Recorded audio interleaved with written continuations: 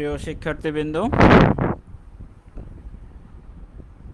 ফেসবুকের ধারাবাহিক লাইভ ক্লাসে আবারও হাজির হয়েছি প্লান্ট ইঞ্জিনিয়ারিং ষষ্ঠ পর্বের মেকানিক্যাল ডিপার্টমেন্টের এই সাবজেক্ট নিয়ে। সাবজেক্টের কোড 67063। আমি আছি তোমাদের সাথে SM Faruk Hossain, instructor mechanical department, Sylhet polytechnic institute, Sylhet.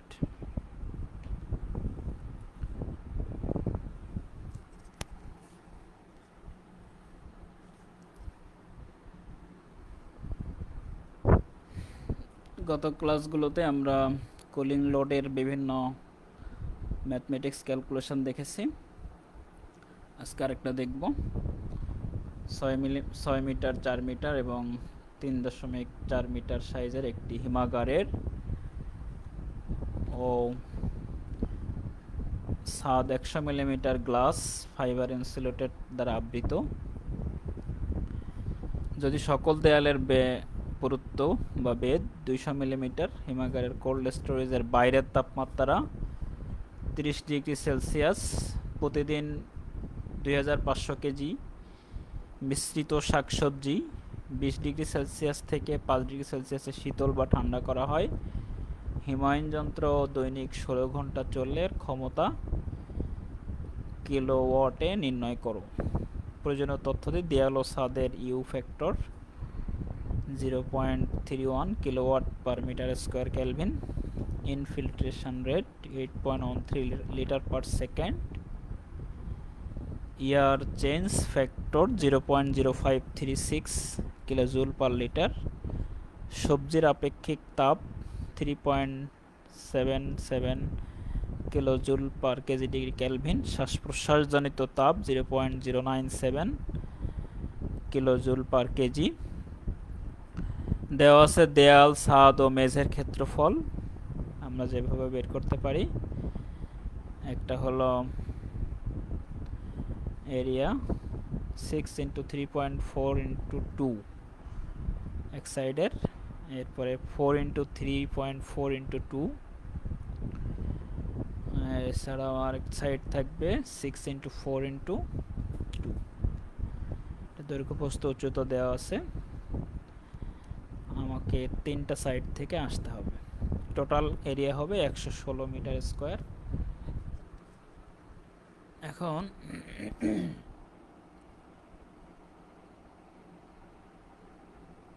যদি আমরা দেখি এখানে দেয়াল, ছাদ ও মেঝের ক্ষেত্রে তাপ পরিবহনের মাধ্যমে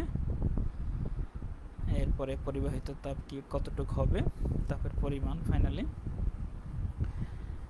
এখানে AU × TD এর মান 1/6, ইউ এর মান দেওয়া আছে 0.31 এবং টেম্পারেচার ডিফারেন্স 30 থেকে 5-এ আসতে হবে।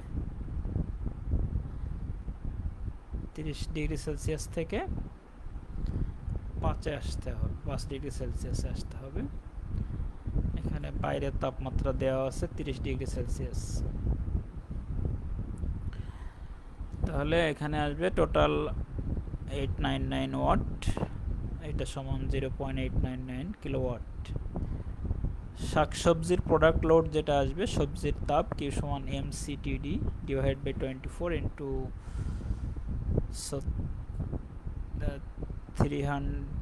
3600, এটাকে জুল পার সেকেন্ডে নেওয়া, সেকেন্ড থেকে জুল পার সেকেন্ড হলে এখানে কিলোওয়াট হবে, কিলোজুল পার সেকেন্ড হলে এখানে কিলোওয়াট হবে। তাহলে এখানে সবজির টোটাল ভর ওজন 2500 কেজি, সির মান দেওয়া আছে 3.77 kilojoule per KG degree kelvin, আপেক্ষিক তাপ ইন্টু টেম্পারেচার ডিফারেন্স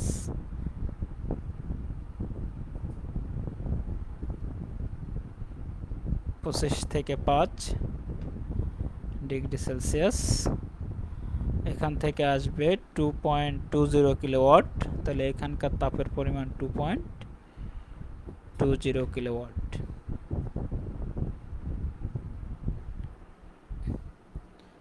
এরপরে শাকসবজির প্রোডাক্ট লোড ক্ষেত্রে আরেকটা আসবে শ্বাস প্রশ্বাসজনিত তাপ, কিউ সমান এম ইন্টু ফ্যাক্টর। এটার ফ্যাক্টর দেওয়া আছে, তাহলে আমার পরিমাণ 2500 কেজি, 2500 কেজি এবং 0.09 এটার ফ্যাক্টর সমান 2.5 ওয়াট। এটাকে কিলোওয়াটে নিলে 0.2425 কিলোওয়াট হবে। এরপরে আমাদের আসবে বাতাস পরিবর্তনজনিত লোড, কিউ সমান litre per second into factor. এখানে লিটার পার সেকেন্ড দেওয়া আছে 8.13 ইন্টু ফ্যাক্টর 0.0536, এটা সমান আসবে 0.435 কিলোওয়াট। তাপের পরিমাণ হবে 0.435 কিলোওয়াট। সেফটি ফ্যাক্টর মোট লোডের 10%, টোটাল আমাদের আসছে 3.7765 কিলোওয়াট। এটাকে যদি 10% লোড হিসাব করি 0.37765 কিলোওয়াট, এর সাথে যোগ করলে টোটাল হবে 4.154 কিলোওয়াট। এটা হলো আমার মোট কুলিং লোড। তাহলে আমার ক্ষমতা হচ্ছে, আমার হিমায়ন যন্ত্রের ক্ষমতা হবে মোট cooling load into 24 divided by আমার যতক্ষণ কাজ করছে, এটা 16 আওয়ার। তাহলে মোট কুলিং লোড হচ্ছে 4.154 into 24 divided by working hour 16 সমান 6.231 কিলোওয়াট। তাহলে আমাদের এই হিমায়ন যন্ত্রের ক্ষমতা হবে 6.231 কিলোওয়াট। এই অধ্যায় শুরু থেকে আমি যে জিনিসগুলো তোমাদের দিয়েছি তার মধ্যে তোমরা যে কাজগুলো করবে, মানুষের জন্য আরামদায়ক এয়ার কন্ডিশনারের বর্ণনা দাও, সেন্ট্রাল এয়ার কন্ডিশন পদ্ধতি সচিত্র ব্যাখ্যা করো, গ্রীষ্মকালীন এয়ার কন্ডিশনারের বিভিন্ন অংশ লিখো, কুলিং টাওয়ারের বর্ণনা দাও, ডাক্টের ব্যবহার লিখো। এছাড়া এখানে যে অঙ্ক দেওয়া আছে এই ধরনের অঙ্ক তোমরা আরও করবে। গত ক্লাসে আরও 3টা অঙ্ক করাইছিলাম, এই জিনিসগুলো তোমরা দেখবে এবং এটা এই সেম নেমের অঙ্কগুলো তোমরা করবে, এগুলো ভালোভাবে প্র্যাকটিস করবে, এটা সবসময় তোমার কাজে লাগবে।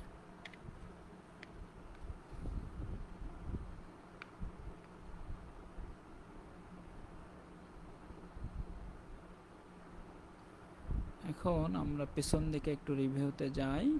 আমাদের যে ক্লাসগুলো প্রথম দিকে নিয়েছিলাম,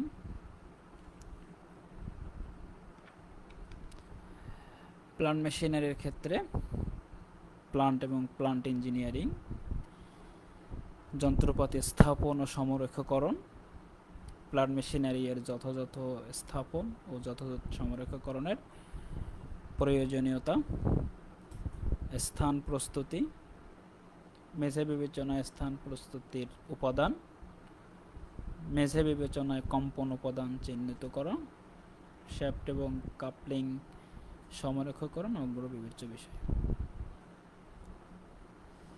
এখন প্লান্ট কি? প্লান্ট হলো, আমরা প্রকৌশল কর্মকাণ্ডের ক্ষেত্রে প্লান্ট একটা শিল্প কারখানা বা ওয়ার্কশপ, বা শিল্প কারখানায় ওয়ার্কশপের সমন্বিত সমাহার,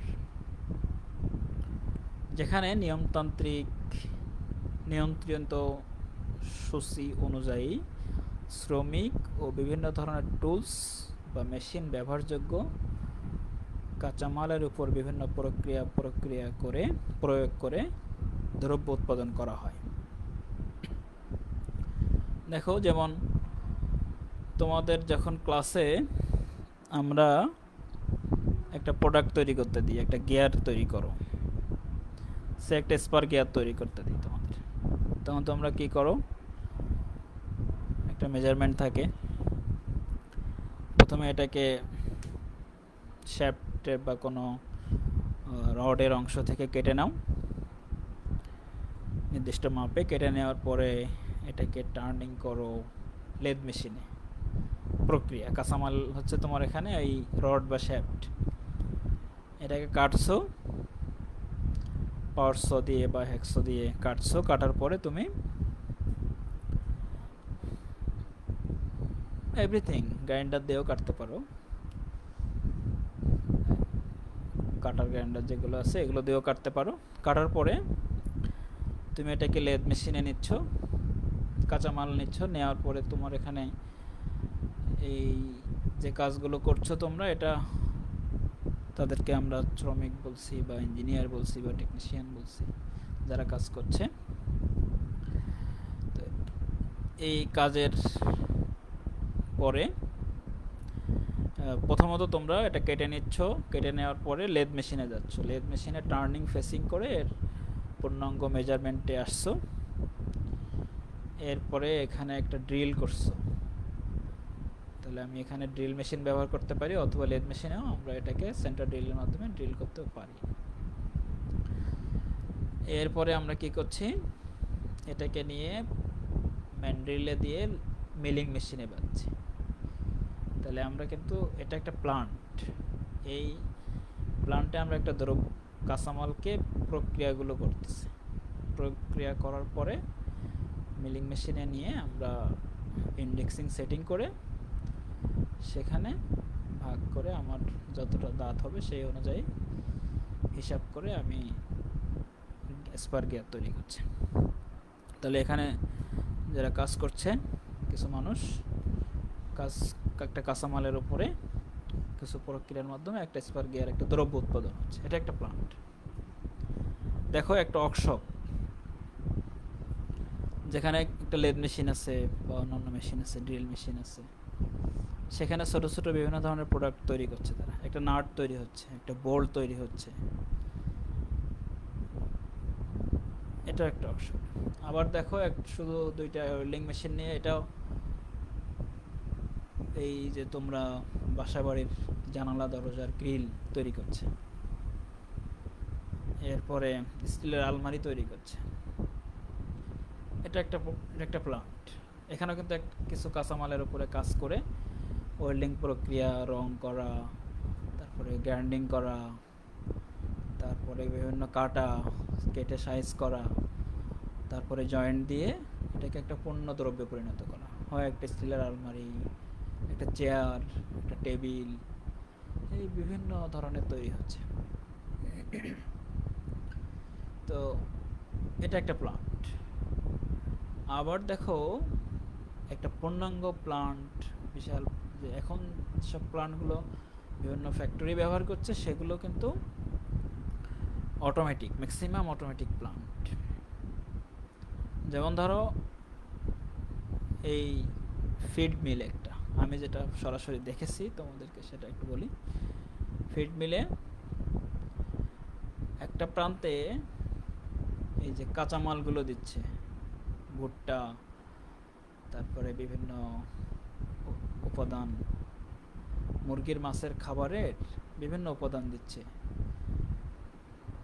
এটাকে সরিষা নারিকেলের খৈল বলে এটাকে আমরা দিকে, এই জিনিসগুলো ব্যবহার করে এখানে জাস্ট একটা মাথায় দিচ্ছে কাঁচামালগুলো।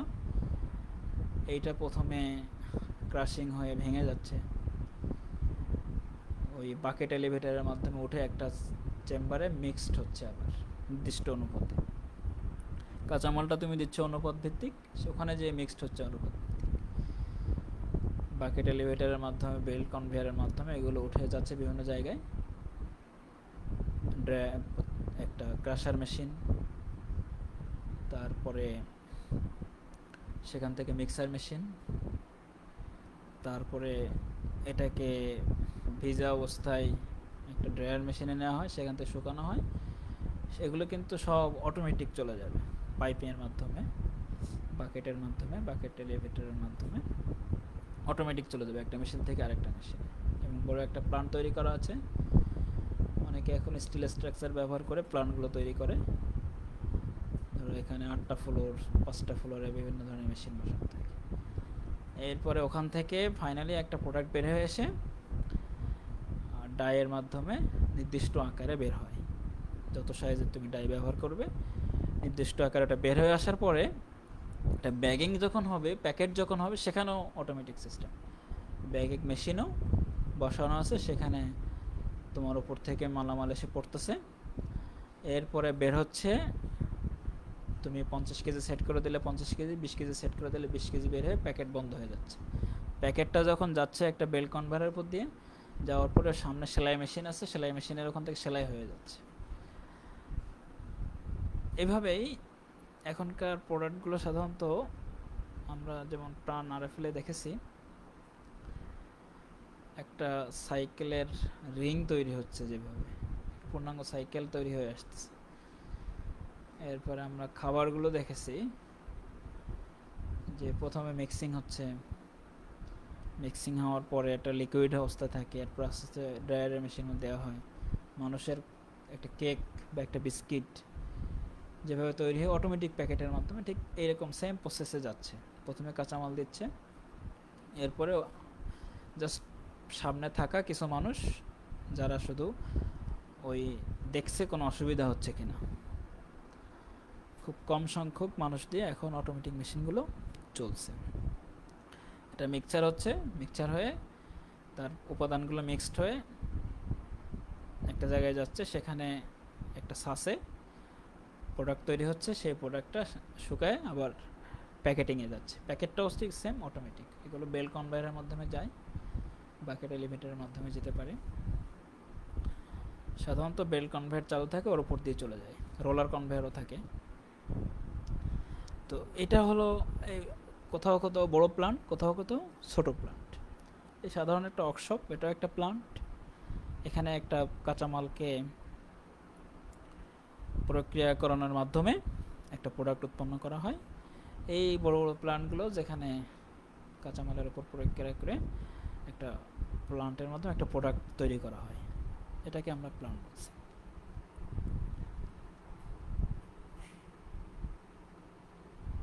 প্লান্ট ইঞ্জিনিয়ারিং কি তাহলে?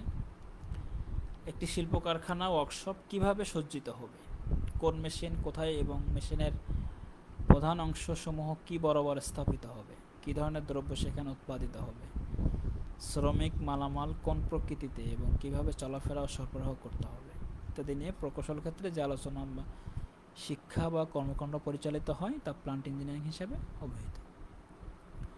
এখন দেখো, প্লান্ট ইঞ্জিনিয়ারিংটা এখানে মেশিনের বসানো,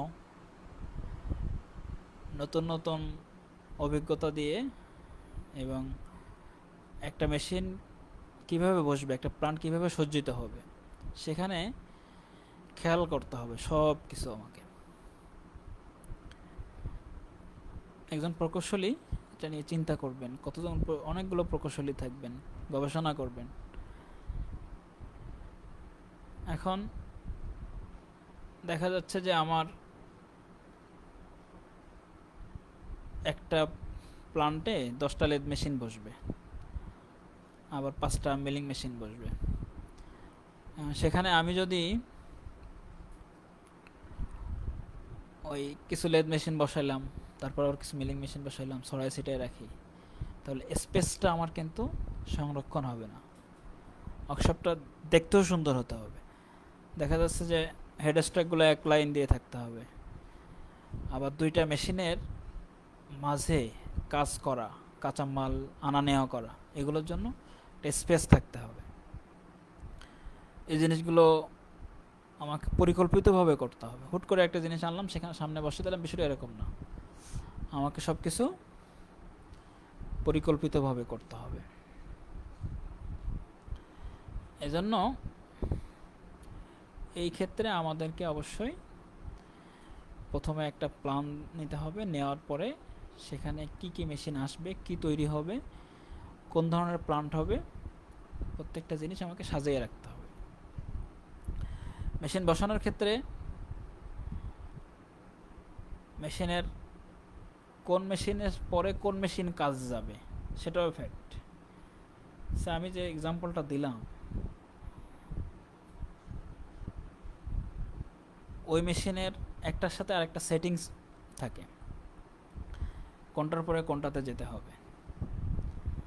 এখন যদি আমার ওই সেটিংসটা কোনটার পরে কোনটা যাব আমি যদি এটা নাই জানি, তাহলে কিন্তু ওই জায়গাটা আমার সঠিকভাবে সাজাইতে পারবো না। এজন্য প্রথমে আমার একটা ড্রয়িং থাকতে হবে যে আমার এই মেশিনগুলো বসবে, এই মেশিন থেকে এইভাবে একটার পর একটা যাওয়ার পরে এখান থেকে একটা প্রোডাক্ট বের হবে। সেজন্য প্লান্ট ইঞ্জিনিয়ারিং হচ্ছে প্রথমে একটা পরিকল্পনা করা আমি কি বানাবো, এরপরে আমাকে সেটার উপর একটা ড্রয়িং তৈরি করা এবং একটা অ্যালাইনমেন্ট তৈরি করা যে আমি কোন পথে হাঁটবো, সেখানে মেশিন কোন কোন মেশিন আমি বসবে, কি প্রোডাক্ট আমার তৈরি হবে, সঠিক একটা দিক নির্দেশনা থাকবে এবং আমার কাঁচামাল কিভাবে ঢুকবে, আবার প্রোডাক্ট কিভাবে বের হবে। দেখা যাচ্ছে যে আমি যদি এলোমেলো সাজিয়ে দিই তাহলে কি হবে, তাহলে ওই জায়গাটাতে অ্যাক্সিডেন্ট হবে। দেখা যাচ্ছে কাঁচামাল আসতেছে, ওখান দিয়ে আবার প্রোডাক্ট যে ধাক্কা খাচ্ছে, টাইমিং হবে। টাইমিং ঠিক করে যে এটার জন্য এই টাইম, এটার জন্য এই টাইম, নির্দিষ্ট পরিকল্পনা মাফিক সঠিক সজ্জিত করা, এই সব বিষয়গুলো আলোচনা করা হয় যে বিষয় যেখানে, সেটা হলো প্ল্যান্ট ইঞ্জিনিয়ারিং।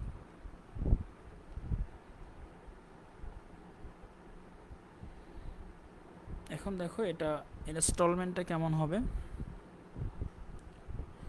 নির্দিষ্ট স্থানে মেশিনকে দৃঢ়ভাবে স্থাপন করাকে সহজ ভাষায় ইনস্টলেশন বা সংস্থাপন বা স্থাপন বলে। অর্থাৎ মেশিন প্রস্তুতকারকগণ কর্তৃক নির্দেশিত পদ্ধতিতে কারখানার মেঝে নির্দিষ্ট স্থানে যথাযথভাবে মেশিন স্থাপন করাকে ইনস্টলেশন বা সংস্থাপন বা স্থাপন বলে। সংস্থাপন বলতে কোনো স্থাপনযোগ্য ভারী মেশিন বা যন্ত্রপাতিকে স্থাপনের জন্য ক্রেন, ট্রলি, রোলার ইত্যাদির সাহায্যে প্রস্তুতকারক কোম্পানির লেআউট প্ল্যান অনুসারে নির্দিষ্ট স্থানে যথাযথভাবে পূর্ব প্রস্তুতকৃত ভিত্তির উপর স্থাপনকৃত নাট বল্টের সাহায্যে স্থির করাকে বোঝায়। আনন্দ শিপইয়ার্ড একটা বা এই যে আমাদের দেশে জাহাজ শিল্প যেগুলো আছে, খুলনা শিপইয়ার্ড, এখানে মেশিনগুলো বসানো আছে। মেশিন সব একটা মেশিনারিজ এরিয়া। এরপরে বাহিরে আউটডোর একটা অপশন আছে, স্যান্ড ব্লাস্টিং। এরপরে পাইপগুলো বেন্ড করার জন্য একটা স্থান আছে। এরপর ড্রয়িং একটা সেকশন। এখন ইনস্টলেশন বলতে প্রথমে আমাকে একটা প্লান্টের কোথায় কি থাকবে এটা আমি ঠিক করে নিলাম। এরপরে এখানে কোন কোন মেশিন বসবে, কোন কোন ইকুইপমেন্ট বসবে, সেটা আমাকে ঠিক করতে হবে। এই ইকুইপমেন্টের ক্ষেত্রে আমি মেশিন, লেদ মেশিন,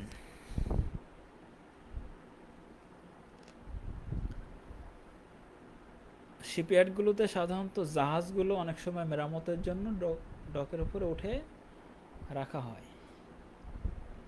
সেখানে কাজ করে, তার মেরামত করে অথবা নতুন জাহাজ তৈরি করে। তো এখানে লেদ মেশিনগুলো স্থাপনের ক্ষেত্রে বেড থাকে, তার নিচে কিন্তু ভিত্তির সাথে স্থাপন করতে হয়, অ্যালাইনমেন্ট করতে হয়। এখানে আমাকে প্রথমে বেজ দেখতে হবে যে এই লোডটা সে নিতে পারে কিনা। সেই বেজ ঠিক করার পরে ওই বেজের উপরে সে শুধু বসে থাকলে হবে, খেয়াল করতে হবে যে শুধু বসে রেখে দিলাম, আমার একটা লেআউট প্ল্যান থাকবে, সেই অনুসারে আমাকে বসাতে। অনেক ক্ষেত্রে এটাকে নাট বোল্ট ইউজ করা হয়, অনেক ক্ষেত্রে কাস্টিং করে বসাই দেওয়া হয়। এই নাট বোল্ট স্থাপন করার ক্ষেত্রে আমাকে সঠিকভাবে নাট বোল্ট বসে সেটাকে টাইট দিতে হবে। মেশিনের কম্পন হতে পারে, এই কম্পনের ক্ষেত্রে যদি আমি এটাকে দৃঢ়ভাবে আটকাতে না পারি তাহলে কি হবে, অ্যাক্সিডেন্ট হবে। ধীরে ধীরে নাটবল্টগুলো ঢিলা হয়ে যাবে, মেশিনগুলো ঝরঝরে হয়ে যাবে, কাজ করবে না, সঠিক আউটপুট দিবে না। এরপরে সুতরাং মেশিন যখন আমি বসাচ্ছি, তার বেজ প্রথমে বসাইতে হবে। বসায় পরিপূর্ণ টাইট ফিটিং হওয়ার পরে, অ্যালাইনমেন্ট ঠিক থাকার পরে, তারপরে আমি অন্যান্য যন্ত্রপাতি তার সাথে স্থাপন করছি, তার অ্যাক্সেসরিজ। এভাবে একটা মেশিনকে সুন্দরভাবে লেআউট অনুসারে টাইট ফিট আকারে বসাইতে হবে। কারণ এটাই হচ্ছে আমি যে দ্রব্য উৎপাদন করবো একটা প্লান্টে, আমার মেশিনে যদি ঠিকমতো বসানো না থাকে তাহলে আমি কেমনে দ্রব্যটা উৎপাদন করবো। যেমন একটা সিএনসি প্লাজমা কাটার যেটা মেশিন, কাটিং মেশিন, তোমরা তো ওয়েল্ডিং কাটিং মেশিন হাতেই করছো, অনেকে দেখছো, অনেকে হাতে করছো। তো এই মেশিনগুলোর ক্ষেত্রে ধরো জাহাজের জন্য অনেক ধরনের শিটের প্রয়োজন হয়, ছোট ছোট বড় বড় শিট প্রয়োজন হয়। এখনকার ওই কাটার হাতে ইউজ করে না, নির্দিষ্ট মেজারমেন্টে ড্রয়িং করে দিলে প্লাজমা কাট, যেটা আমি অনেক শিপইয়ার্ডেই দেখেছি, ওখান থেকে একটা বেজ থাকে, সেই বেজে রেল লাইনের মতো দুই পাশে দুইটা পাত থাকে, ওই পাতের উপর দিয়ে আমার মেশিনটা যাওয়া আসা করে। আমি প্রথমে অটোক্যাডে আমাকে কী করতে হয়, ওখানে একটা ড্রয়িং করে যে আমার এই সাইজের এতগুলো প্রোডাক্ট দরকার, শিট দরকার, তখনও মেশিন ওই রিডিংটা নিয়ে টাইমারের মাধ্যমে, এবং আমার শিটটা কোথায় আছে সেটাও মেজারমেন্ট দেওয়া হয় যে এত থেকে এত দূরে আছে তোমার এই মানে কাটার থেকে, ওটাও আমার একটা অপশন থাকে, ওটা সেট করে দিলে অটোমেটিক কেটে কেটে নিচে পড়ে যায়, পরে পানির মধ্যে থেকে আমরা বের করে নিতে হয়। ওখানে একটা প্লান্ট থাকে, বেজ থাকে, সেই বেজের নিচে পানি দেওয়া থাকে, এরপরে শিট কাটা হয়ে গেলে ওখান থেকে উঠায় নেওয়া হয়। এরকম এই শিটগুলো আবার নিয়ে ওখানে বিভিন্ন জায়গায় সেট করে ওয়েল্ডিং করতে হয়। এভাবেই একটা মেশিন, আমি যে একটা প্রোডাক্ট তৈরি করছি, এই প্রথমে কিন্তু ওই প্রোডাক্টের জন্য যেসব মেশিন দরকার, ওই মেশিনগুলোকে সুন্দরভাবে স্থাপন করতে হবে, বসাইতে হবে, সঠিক লেআউট অনুসারে বসাইতে হবে। যেটা আগেই বলেছি, মেশিন স্থাপনের সময় মেশিনের বড় বড় স্থির এবং চলমান অংশগুলো একটির সাথে অন্যটির নির্দিষ্ট সম্পর্ক যে অবস্থানে ও যে বরাবর থাকা উচিত সেভাবে স্থাপন করার প্রক্রিয়াকে অ্যালাইনমেন্ট বলে বা সমরেখীকরণ। একটা আছে যে মেশিনটা কাজের ব্যাপার, সঠিক অ্যালাইনমেন্ট। আরেকটা আছে যে দেখতে সুন্দর হওয়ার ব্যাপার। মেশিনটা সোজা না হলে দেখতে অসুন্দর হবে, বাঁকা হলেও কম্পন সৃষ্টি হতে পারে। আবার অ্যালাইনমেন্ট ঠিক না থাকলে নাটবোর্ডগুলো সঠিকভাবে লাগবে না, একটার সাথে আরেকটা কাপলিংগুলো সঠিকভাবে সেট হবে না। এই জন্য এই প্রক্রিয়াগুলোকে আমাদেরকে খুব বেশি খেয়াল করতে হবে, যাতে আমরা একটা মেশিন সঠিকভাবে স্থাপন করতে পারি, এবং স্থাপন করার সময় আমরা অ্যালাইনমেন্ট ঠিক রাখতে পারি। তার মেশিনের একটা অংশের সাথে আরেকটা অংশের কাপলিংগুলো সঠিক হবে, এবং নাটবোল্টগুলো সঠিকভাবে লাগবে, বাঁকা হবে না, সোজা হবে, সব দিক একটা মেশিনের সম্পর্ক আরেকটা মেশিনের সম্পর্কের সাথে সোজা হবে। হেড স্টক টেল স্টকের সাথে একটা কম্বিনেশন থাকতে হবে লেদ মেশিনগুলোতে। একটা জায়গায় 10টা লেদ মেশিন থাকলে 10টা লেদ মেশিনের হেড স্টকগুলো এক লাইনে থাকতে হবে সেটার প্রয়োজন অনুসারে। তো এই বিষয়গুলোকে আমাদের খেয়াল রাখতে হবে। তো আজকে আমাদের সময় শেষ হয়ে গেছে, আমরা সামনে আগাচ্ছি না। এই অধ্যায়ে তোমরা যে কাজগুলো করবে, প্লান্ট ইঞ্জিনিয়ারিংয়ের সঠিক ব্যাখ্যা করো, এবং কিভাবে একটা যন্ত্রপাতি স্থাপন করা হয় এবং সেটাকে অ্যালাইনমেন্ট করা হয় চিত্রসহ বর্ণনা করো। এগুলো তোমাদের বাড়ির কাজ। তোমরা সবাই ভালো থাকবে, স্বাস্থ্যবিধি মেনে সঠিকভাবে লেখাপড়া করবে, এই প্রত্যাশা রেখে শেষ করছি। সবাইকে ধন্যবাদ।